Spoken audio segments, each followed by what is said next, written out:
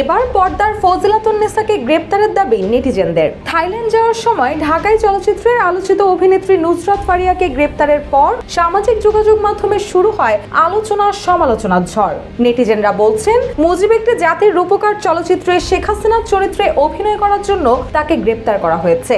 আবার অনেকেই ট্রোল করে বলছেন, তাকে গ্রেপ্তার করা হলে পর্দার ফজিলাতুন্নেসা মুজিব অর্থাৎ নুসরাত ইমরোজ তিশাকে কেন গ্রেপ্তার করা হবে না। পারভেজ চৌধুরী নামে একজন লিখেছেন, নুসরাত ফারিয়া দোষী হলে মা হিসেবে তিশা ডাবল দোষী। জাকারিয়া সরকার লিখেছেন, পদ্মার বঙ্গমাতা ফজিলাতুন্নেসার চরিত্রে অভিনয় করা তিশাকে আটকের জোর দাবি জানাচ্ছি। তানভীর সুজন তিহান নামে আরেকজন লিখেছেন, এবার ফজিলাতুন্নেসা মুজিবকেও ধরা হোক। RICL TMX, যুগের পর যুগ স্থাপনা থাকে মজবুত।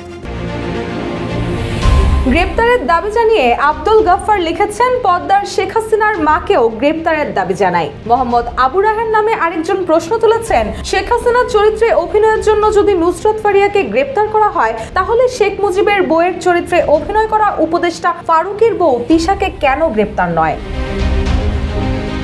এর আগে রোববার দুপুরে ব্যাংকক যাওয়ার উদ্দেশ্যে হযরত শাহজালাল আন্তর্জাতিক বিমানবন্দরে পৌঁছলে ইমিগ্রেশনে বাধার মুখে পড়েন নুসরাত ফারিয়া। এরপর বিমানবন্দরের ইমিগ্রেশন বিভাগ থেকে জানানো হয়, রাজধানীর ভাটারা থানায় দায়ের করা একটি হত্যা চেষ্টা মামলায় তাকে গ্রেপ্তার দেখানো হয়েছে।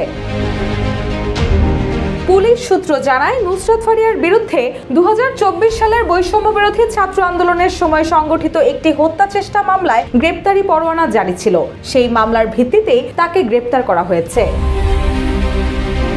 মামলার এজাহার অনুযায়ী আন্দোলন চলাকালে রাজধানীর ভাটারা এলাকায় সংঘর্ষের ঘটনায় এক ব্যক্তি গুলিবিদ্ধ হন। ওই ঘটনায় দায়ের হওয়া মামলায় নুসরাত ফারিয়া সহ 17 জনকে আসামি করা হয়। অভিযোগে বলা হয়, অভিযুক্তরা আন্দোলন দমনে আর্থিক সহায়তা দিয়েছেন। রুশাসুর জয় জয় দিন।